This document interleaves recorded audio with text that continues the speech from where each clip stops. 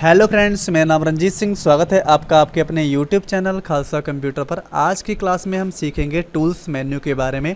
और पिछली कुछ क्लासों में हमने कैल्क के बारे में बहुत कुछ सीखा है और सभी मेन्यू के बारे में प्रैक्टिकली सीख लिया है। तो जिन लोगों ने इन वीडियोज़ को मिस कर दिया है वो इस वीडियो के डिस्क्रिप्शन बॉक्स में जाएँ और वहाँ से जाकर उन सभी वीडियोज़ को देख सकते हैं। तो टूल्स में हमारे पास सबसे पहली कमांड है स्पेलिंग। इसका शॉर्टकट होता है F7। तो ये कमांड मैंने आपको लिब्रे ऑफिस राइटर में भी समझाई थी, तो फिलहाल यहाँ पे समझ लेते हैं। तो इसके ऊपर क्लिक करेंगे तो एक डायलॉग बॉक्स आपको इस तरीके से मिलेगा। तो जैसे यहाँ पर मैं ये मीनिंग्स जो गलत यहाँ पे लिखी हुई है इसको सेलेक्ट कर चुके यहाँ पे आया हूँ, तो ये मीनिंग आपको यहाँ पे दिखेगी नॉट इन डिक्शनरी में। सिचुएशंस में उससे रिलेटेड मीनिंग्स आपको यहाँ पे दिखेंगी। तो जैसे मैं यहाँ पे बुक करना चाहता हूँ इसकी जगह पे, तो मैं यहाँ पे बुक ढूंढ लूँगा। तो जैसे बुक के ऊपर क्लिक करूँगा तो यहाँ पर आपको और भी ऑप्शंस मिल रहे हैं। जैसे यहाँ पर आप इसे बुक में कन्वर्ट करना चाहते हैं तो आपको यहाँ पे करेक्ट करना होगा। ऐसे ही अगर आपने बहुत सी जगहों पे यही स्पेलिंग लिख रखी है और उन सभी को करेक्ट करना चाहते हैं तो करेक्ट ऑल ऑप्शंस यूज करेंगे। यहाँ पर ऊपर समझ लेते हैं, जैसे आपने जो मीनिंग्स लिख रखी है वो किसी ना किसी तरीके से सही है। जैसे मान लीजिए हरगुन है, ये सब्जेक्ट नेम है तो ये सही है। यही मैंने सेलेक्ट किया होता तो वो यहाँ पर रॉन्ग में ही दिखाई पड़ता। और मैं इसे अगर हटाना चाहता हूँ इसका रेड क्रॉस, तो मुझे यहाँ से इसे इग्नोर वंस करना होगा। इसी तरीके से हरगुन का नाम मैंने बहुत सी जगहों पे यूज किया होगा और हर जगह से मुझे ये रेड क्रॉस हटाना होगा, तो मुझे यहाँ पे इग्नोर ऑल्स करना होगा। और दोबारा ये रेड क्रॉस ना आए इसके लिए मुझे कंप्यूटर की डिक्शनरी में ऐड टू डिक्शनरी पे क्लिक करके इस नेम को ऐड कर देना होगा, ताकि कंप्यूटर इस नेम को समझ सके और दोबारा ये जो हमारा रेड क्रॉस है ये दिखाई ना पड़े। तो हमें यहाँ पे ऐड टू डिक्शनरी पे इसे ऐड कर देना होगा। तो फिलहाल इसे हम यहाँ पे बुक करने वाले हैं, तो करेक्ट पे कर देते हैं क्लिक और क्लोज कर देते हैं। तो देखिए यहाँ पर बुक आ चुका है। टूल्स में हमारे पास अगली कमांड है ऑटोमेटिक स्पेलिंग चेकिंग। इसका शॉर्टकट होता है Shift+F7। तो इसके ऑन होने से ही हमें ये जो नीचे के रेड क्रॉस हैं ये दिखाई पड़ते हैं। अगर इसे हम ऑफ़ कर दें तो हमारा जो रेड क्रॉस है दिखाई नहीं पड़ेगा। अगर मैं कोई मीनिंग्स गलत भी लिख देता हूँ तो देखिए हमें पता नहीं चलने वाला है। जैसे इसके ऊपर क्लिक करते हैं, टूल्स पे क्लिक करते हैं और इसे हम ऑफ़ कर देते हैं। देखिए मीनिंग्स गलत होने के बावजूद भी ये मीनिंग्स को गलत नहीं दिखा रहा है। तो यहाँ पे टूल्स में चलते हैं और इसे फ़िलहाल ऑन कर देते हैं, ताकि जो भी हम एरर स्पेलिंग यहाँ पे लिखें उसके बारे में हमें जानकारी मिलती रहे। उसके आगे हमारे पास अगला कमांड है थीसर्स। इसका शॉर्टकट होता है Ctrl+F7। तो इसका यूज कब करते हैं, जब हम किसी वर्ड का कोई प्राइवेसी वर्ड यूज करना चाहते हैं तब इसका यूज करते हैं। तो टूल्स में चलते हैं और यहाँ पे थीसर्स पे क्लिक करते हैं। इसका शॉर्टकट होता है Ctrl+F7। तो थोड़ा सा यहाँ पे कन्फ्यूजन आ सकती है। ऑटोमेटिक स्पेलिंग चेकिंग का Shift+F7 होता है, ये ध्यान रखिएगा। और थीसर्स प्राइवेसी शब्द अगर लिखने हो तो उसका शॉर्टकट Ctrl+F7 होता है। तो इसके ऊपर क्लिक करते हैं तो बुक से रिलेटेड आपको अल्टरनेटिव वर्ड्स यहाँ पे मिल जाएंगे। तो आप जो भी वर्ड इसके संबंधित लिखना चाहते हैं यहाँ से आप उसे चूज़ करके लिख सकते हैं। तो जैसे इसकी जगह पे मुझे लेज़र लिखना है और रिप्लेस कर देना है, तो देखिए यहाँ पे बुक की जगह पे लेज़र लिख के आ चुका है। फिर टूल्स में चलते हैं और हमारे पास अगली कमांड है लैंग्वेज की। तो यहाँ से आप लैंग्वेज सेट कर सकते हैं, जो भी आप अपने तरीके से सेट करना चाहते हैं। फिर टूल्स में हमारे पास अगली कमांड है ऑटो करेक्ट ऑप्शंस। तो इसकी सहायता से आप किसी भी एक वर्ड जो आप बार बार यूज कर रहे हैं उसका यहाँ पे एक शॉर्ट नेम रिप्लेस में लिख दीजिए। जैसे रिप्लेस में यहाँ पर मैं के लिख देता हूँ, तो जैसे मैं कीबोर्ड से के लिखूँ तो मेरा ये सारा वर्ड लिख जाए जो मैं यहाँ पे विथ में लिखना चाहता हूँ। तो यहाँ पे मैं लिख देता हूँ खालसा कंप्यूटर इंस्टीट्यूट और उसके बाद यहाँ पे मैं न्यू कर देता हूँ। ये वर्ड हमारा यहाँ पे ऐड हो चुका है और ओके कर देते हैं। तो जैसे यहाँ पे मैं के प्रेस करके स्पेस बटन से आगे बढ़ूँगा तो पूरा वर्ड यहाँ पे टाइप हो जाएगा अपने आप। तो इस तरीके से आप इसका यूज कर सकते हैं। टूल्स में हमारे पास अगली कमांड है यहाँ पे गोल सीक की। तो गोल सीक का यूज तब करते हैं जब हमें कोई टारगेट अचीव करना होता है। तो जैसे मान लीजिए यहाँ पे मैंने एक फॉर्मेट आपको दिखा रखा है। यहाँ पे आइटम मोबाइल फ़ोन है, क्वांटिटी उसकी 3 है, रेट उसका 12,500 है और वैल्यू बन रहा है 37,500। तो मान लीजिए इसी ही क्वांटिटी के ऊपर मुझे 40,000 रुपये कमाने हैं, तो मुझे उसका रेट क्या रखना होगा। तो यहाँ पे टूल्स में चलते हैं और यहाँ पे गोल सीक के ऊपर क्लिक करते हैं तो आपको ये डायलॉग बॉक्स मिलेगा। तो यहाँ पे क्लिक करेंगे तो आपको ये फार्मूला सेल के ऊपर फिल हो जाएगा। फिर टारगेट वैल्यू आप कितना कमाना चाहते हैं वो यहाँ पे लिख दीजिएगा। तो जैसे यहाँ पे मैं 40,000 कमाना चाहता हूँ इन्हीं 3 फ़ोन से, और वेरिएबल सेल के ऊपर क्लिक करते हुए मुझे ये चेंजेस कहाँ करनी है, तो जैसे ये चेंजेस मुझे रेट पे करनी है, तो इसके ऊपर क्लिक करेंगे तो उसका जो सेल एड्रेस है यहाँ भर जाएगा। ओके करते ही यस कर देंगे तो यहाँ पर हमें जब 13,333 रुपये का मैं फ़ोन बेचूँगा तो मुझे 40,000 रुपये प्राप्त हो जाएंगे इन्हीं 3 फ़ोन से। तो इस तरीके से मैं अपने टारगेट को अचीव कर सकता हूँ गोल सीक के माध्यम से। थोड़ा सा और समझ लेते हैं। यहाँ पर मैंने आइटम ले रखा है जैसे लेनोवो कोर i5 लैपटॉप, इसका प्राइस है यहाँ पे 45,000। एक्सचेंज में फ़िलहाल मेरे पास कोई भी लैपटॉप नहीं है, पहले ऐसे समझ लेते हैं एक्सचेंज करने के लिए।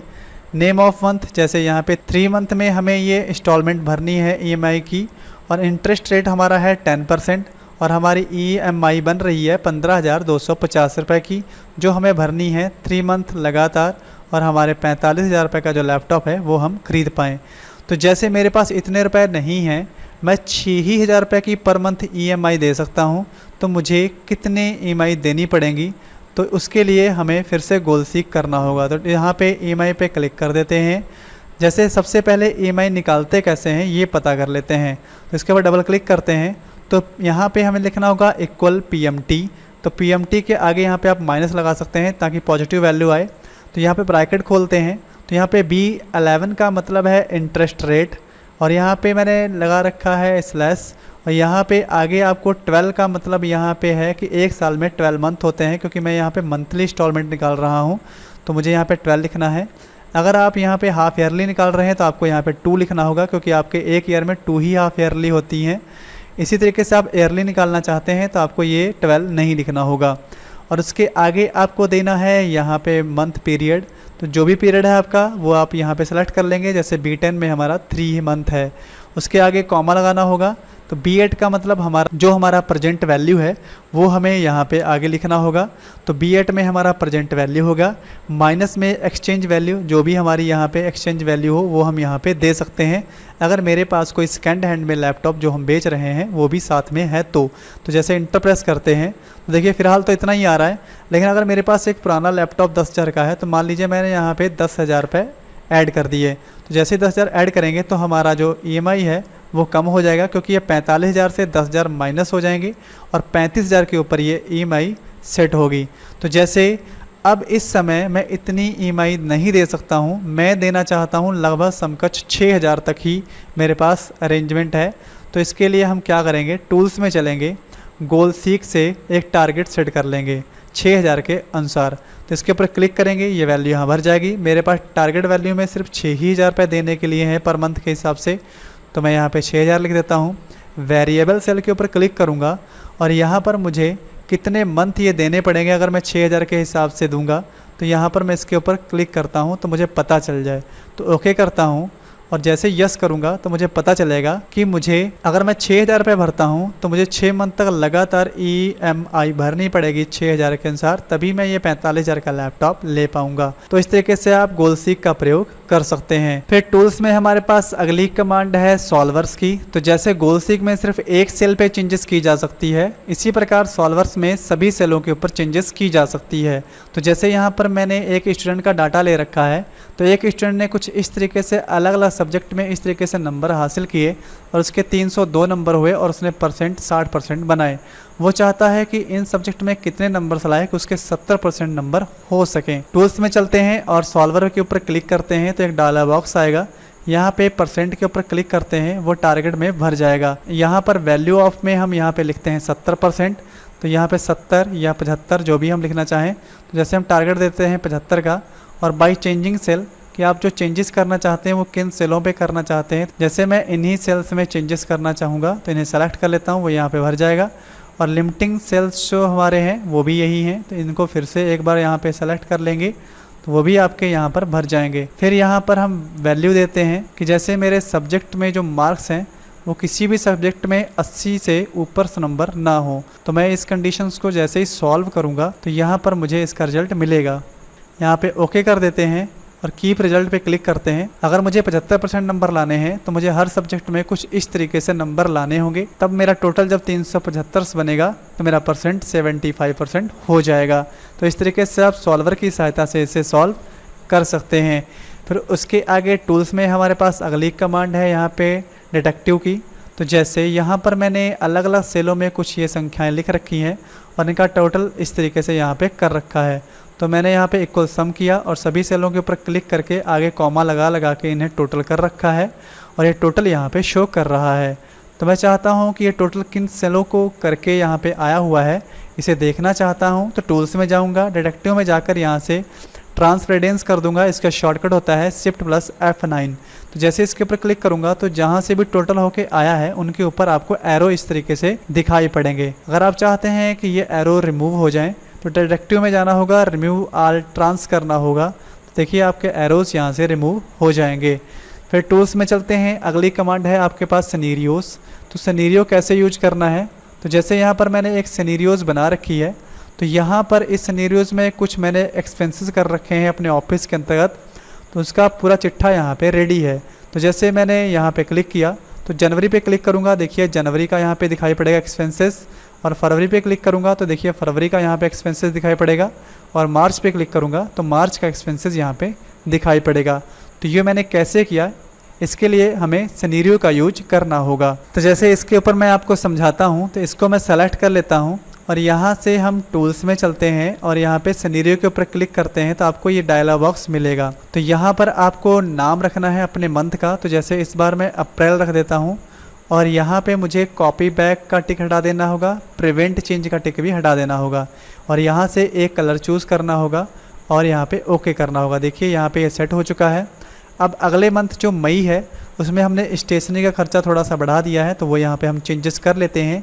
हमारा रेंट भी कुछ बढ़ चुका है, जैसे यहाँ पे रेंट भी बढ़ा लेते हैं, और हमारा जो अदर एक्सपेंसेस है वो भी यहाँ पे बढ़ चुका है, तो वो भी हम यहाँ पे बढ़ा चुके हैं। अब इसको सेलेक्ट कर लेते हैं और यहाँ से हम चलते हैं टूल्स में, और उसके बाद हमें जाना होगा यहाँ पे सिनेरियोज़ में, और यहाँ पे हमें लिखना होगा मई। इसी तरीके से ये टिक हमें हटाने होंगे और यहाँ से भी एक कलर हमें चूज़ करना होगा, ओके करना होगा। तो ये आपका इस तरीके से मई का आ जाएगा। फिर उसके आगे आपको निकालना है जून का, तो यहाँ पे आपको जून लिख लेना होगा, और यहाँ पे आपको कुछ उसी तरीके से चेंजेस डालनी होगी जो भी आपने जून महीने में चेंजेस करी हो, तो वो हमने यहाँ पे चेंज कर लिए हैं। और फिर से हमें उसी तरीके से इसे सेलेक्ट करना होगा और यहाँ से टूल्स में जाना होगा और सिनेरियोज़ में जाकर यहाँ पे मुझे लिखना होगा जून, और उसके बाद यहाँ पे मुझे यही टिक हटा देने होंगे और यहाँ पे इसका भी एक कलर मुझे यहाँ से चूज़ करना होगा और उसके बाद ओके करना होगा। देखिए जैसे ही आप इस और एरो पे जाएंगे, अप्रैल पे क्लिक करेंगे तो आपको अप्रैल का एक्सपेंसेस दिखाई पड़ेगा, जून पे क्लिक करेंगे तो आपको इस तरीके से जून का एक्सपेंसेस दिखाई पड़ेगा। तो इस तरीके से आप बाई मंथ जितना भी रिकॉर्ड ऐड करना चाहें आराम से इसमें ऐड कर सकते हैं, और उसे बाद में फिर से चेक भी करना चाहें तो चेक भी कर सकते हैं। इस तरीके से आप सिनेरियो का यूज कर पाएंगे। फिर टूल्स में चलते हैं और हमारे पास अगली कमांड यहाँ पर है प्रोडक्ट सीट की। तो जैसे इसके ऊपर क्लिक करेंगे तो आप यहाँ पे अपनी सीट को प्रोटेक्टेड कर सकते हैं। इसके लिए आपको पासवर्ड डालना होगा, 123 जैसे डाल लेते हैं, कन्फर्म कर देते हैं पासवर्ड को 123 और ओके कर देते हैं। तो अब हमने प्रोटेक्टेड कर दिया है। तो देखिए आप अपनी सीट में कुछ भी लिख नहीं सकते क्योंकि यहाँ पे लिख के आ रहा है protected cell can not be modify. तो यहाँ पे ओके करते हैं, टूल्स में चलते हैं और यहाँ पे प्रोटेक्टेड सीट के ऊपर क्लिक करते हैं, अपना पासवर्ड डालते हैं 123 और ओके करते हैं। तो देखिए आप अब फिर से अपनी सीट में इस तरीके से अब लिख सकते हैं। फिर टूल्स में हमारे पास अगली कमांड है प्रोटेक्टेड स्प्रेडशीट स्ट्रक्चर्स की। तो इसे भी आप इसी तरीके से पासवर्ड डाल के प्रोटेक्ट कर सकते हैं। टूल्स में हमारे पास अगली कमांड है माइक्रोज़ की। तो यहाँ से आप रिकॉर्ड माइक्रोज़ का यूज करके रन माइक्रोज़ कर सकते हैं। तो जैसे किसी के रिकॉर्ड माइक्रोज़ का ऑप्शन ना हो तो वो ऑप्शंस में जाएं और यहाँ से लिब्रे ऑफिस की हेडिंग्स में आना होगा एडवांस के अंतर्गत, और यहाँ से इनेबल माइक्रो रिकॉर्डिंग पे को टिक करते हुए आपको अप्लाई और ओके करना होगा ताकि आपका जो रिकॉर्डिंग ऑप्शंस है वो यहाँ पे शो कर सके। तो जैसे आप ऐसे करेंगे तो आपका यहाँ पे माइक्रोज़ के अंतर्गत रिकॉर्ड माइक्रो का ऑप्शन आ जाएगा। तब इसका यूज कब करते हैं, जैसे आप बाई मंथ होने वाले एक्सपेंसेस का एक फॉर्मेट यहाँ पे तैयार कर रहे हैं, उसी फॉर्मेट को आप सीट अगली के ऊपर अगले मंथ के ऊपर अप्लाई करना चाहते हैं और उसकी अगली सीट के ऊपर उसके भी अगले मंथ के ऊपर ये अप्लाई करना चाहते हैं। तो आप सीट 1 पे आइए और यहाँ पर इसे रिकॉर्ड करेंगे। तो जो भी चीज़ आप रिकॉर्ड करेंगे ठीक उसका फॉर्मेट आप अप्लाई कर सकते हैं अगले फॉर्मेट के ऊपर। तो जैसे यहाँ पे क्लिक करते हैं, टूल्स में चलते हैं और यहाँ से माइक्रोज़ में जाकर हमें रिकॉर्ड माइक्रोज़ के ऊपर क्लिक करना होगा। तो जैसे इसके ऊपर आप क्लिक करेंगे तो रिकॉर्डिंग आपकी शुरू हो चुकी है। देखिए यहाँ पे लिखा है रिकॉर्ड माइक्रोज़। यहाँ से आपको स्टॉप रिकॉर्डिंग करना होगा जब आप पूरा काम कर लेंगे। तो फिलहाल अभी हम शुरू करते हैं। तो यहाँ पे लिखेंगे इक्वल का साइन देके हम यहाँ पे stationery, office rent, mobile phone bill, expenses और अदर एक्सपेंसेस सभी को जोड़ लेंगे। तो यहाँ पे क्लिक करेंगे, देखिए इसकी सेल वैल्यू भर जाएगी। प्लस का निशान लगाएंगे। इसी तरीके से सबके ऊपर क्लिक करते हुए आगे बढ़ जाएंगे और यहाँ पे प्लस का निशान बीच में ज़रूर दे देंगे। इंटर प्रेस करेंगे। देखिए इनका टोटल यहाँ पे आ चुका है। इसको सेलेक्ट कर लेंगे और इसे कुछ डिज़ाइन कर देंगे। जैसे यहाँ पे मैंने इसे कर दिया रेड और यहाँ से मैंने इसको सेलेक्ट किया। यहाँ पे थोड़ा सा हल्का कलर मैंने डाल दिया ये, और इसको सेलेक्ट किया। यहाँ से मैंने डिज़ाइन कर लिया इसे थोड़ा सा ग्रीन, और यहाँ पे इसको सेलेक्ट किया और थोड़ा सा इसको भी मैंने एक कलर चेंज कर दिया, जैसे इस तरीके से। तो ये मैंने बिल्कुल कंप्लीट कर लिया है। अब मैं कर दूंगा स्टॉप रिकॉर्डिंग। तो जैसे ही स्टॉप रिकॉर्डिंग करूंगा तो बेसिक माइक्रोज़ का यहाँ पे एक डायलॉग बॉक्स आएगा। यहाँ पर आपको कुछ इस तरीके से मिलेगा। तो यहाँ पर आपने जिस भी नाम से सीट को सेव कर रखा होगा वो यहाँ पे आपको दिखेगी। अगर आपने सीट को सेव नहीं किया है तो पहले आपको सीट को सेव कर लेना होगा। तो यहाँ आपको डबल क्लिक करना होगा। अगर आपको नीचे लाइब्रेरी 1 मॉड्यूल 1 ना दिखे तो आप यहाँ से न्यू लाइब्रेरी बना भी सकते हैं, तब आपको यहाँ पे लाइब्रेरी शो करेगी। मॉड्यूल 1 पे क्लिक करिएगा तो जितने भी आपने माइक्रोज़ तैयार करे होंगे वो सभी आपको यहाँ पे लिस्ट में दिख जाएंगे। जैसे हमने ये नया माइक्रो तैयार किया है तो हमें यहाँ पे माइक्रो नेम में यहाँ पे इसका नाम रखना होगा। तो जैसे यहाँ पर मैं रख देता हूँ जे एक्सपेंस और उसके बाद यहाँ पे सेव कर देता हूँ। देखिए यह हमारा डाटा सेव हो चुका है। अब इसी फॉर्मेट को हम अगले मंथ के ऊपर अप्लाई करना चाहते हैं तो शीट 2 पे चलते हैं। यहाँ पे खड़े होते हैं और टूल्स पे चलते हैं और माइक्रोज़ में जाकर यहाँ से रन माइक्रो करते हैं। अपनी उसी सीट में चलते हैं। लाइब्रेरी 1 के अंतर्गत हमें मॉड्यूल 1 में जाना होगा और हमें अपना माइक्रो चूज़ करना होगा। तो जे एक्सपेंसेस के नाम से मैंने माइक्रो सेव किया था, तो इसके ऊपर क्लिक करेंगे और रन करा देंगे। देखिए आपका पूरा फॉर्मेट यहाँ पे रेडी है और आप जो भी वहाँ पे जिस तरीके से भी फॉर्मेट बनाए थे वो यहाँ पर भी आ चुका है और इनका टोटल भी अपने आप से हो चुका है। ऐसे ही शीट 4 पे जाएंगे। यहाँ पर भी आप अप्लाई करना चाहते हैं तो टूल्स में जाइएगा, माइक्रोज़ के ऊपर जाइएगा, रन माइक्रो कर दीजिएगा। अपनी सीट के अंतर्गत लाइब्रेरी में जाइएगा, मॉड्यूल 1 में जाइएगा और यहाँ से आप अपने फॉर्मेट को चूज़ करिएगा जो आपने माइक्रो बनाया था और रन कर दीजिएगा। तो सेम उसी तरीके से आपके मार्च मंथ के ऊपर भी अप्लाई हो जाएगा। तो आप तीनों सीटों के ऊपर इसे देख सकते हैं। तो इस तरीके से माइक्रो में आपने जो भी रिकॉर्डिंग करी होगी उसका जो भी फॉर्मेट आपने रिकॉर्ड किया होगा वो आप अगले फॉर्मेट के ऊपर अप्लाई कर सकते हैं बिना किसी दिक्कत के। तो इस तरीके से हमने माइक्रो को सीखा है। टूल्स में चलते हैं। अगली कमांड हमारे पास है एक्सटेंशंस मैनेजर की। इसका शॉर्टकट होता है Ctrl+Alt+E। उसके आगे अगली कमांड है ऑप्शंस की। इसका शॉर्टकट होता है Alt+F12। तो जो भी शॉर्टकट यहाँ पे लिखे रहते हैं उन्हें आपको याद कर लेना होगा क्योंकि शॉर्टकट ज़्यादातर CCC एग्ज़ाम में पूछे जाते हैं। आगे हमारा है विंडो मेन्यू। इसके अंतर्गत यहाँ से आप न्यू विंडोज़ ले सकते हैं और न्यू विंडो लेने के बाद आप उसे कंपेयर कर सकते हैं साइड बाय साइड। उसके आगे आपको यहाँ पे मिलेगा क्लोज विंडो। तो यहाँ पे अगर आप इस एप्लीकेशन की विंडो क्लोज करना चाहते हैं तो इसका शॉर्टकट होता है Ctrl+W। तो इसकी सहायता से आप विंडो को क्लोज कर सकते हैं, लेकिन आपका लिब्रे ऑफिस कैल्क यहाँ से क्लोज नहीं होगा। और अगर आपको लिब्रे ऑफिस कैल्क को ही क्लोज करना होगा तो फाइल में यहाँ पे आपको मिलेगा एग्जिट लिब्रे ऑफिस। इसका शॉर्टकट होता है Ctrl+Q। तो ये थोड़ा कभी कभी कन्फ्यूजन हो जाता है। तो टोटल पूरे एप्लीकेशन को क्लोज करना हो तो आपको Ctrl+Q इसका आंसर लिखना होगा, और अगर आपको सिर्फ यहाँ पे विंडो क्लोज करना होगा तो इसका शॉर्टकट होता है Ctrl+W। यहाँ पे अगली कमांड हमारी है हेल्प। तो यहाँ पे एक शॉर्टकट पूछा जाता है, जैसे हेल्प का शॉर्टकट क्या है, तो हेल्प का शॉर्टकट होता है F1। तो इस तरीके से आज की वीडियो में हमने सीखा है टूल्स मेन्यू, विंडोज़ मेन्यू और हेल्प मेन्यू के बारे में। और आगे आने वाली वीडियो में हम लिब्रे ऑफिस कैल्क के अंतर्गत पूछे जाने वाले क्वेश्चंस के बारे में सीखेंगे। अगर मेरा वीडियो आपको अच्छा लगा हो तो वीडियो को लाइक करिएगा, चैनल को सब्सक्राइब करिएगा और कमेंट करना मत भूलिएगा और दोस्तों के साथ शेयर करिएगा। मिलते हैं अगली वीडियो में, तब तक के लिए नमस्कार।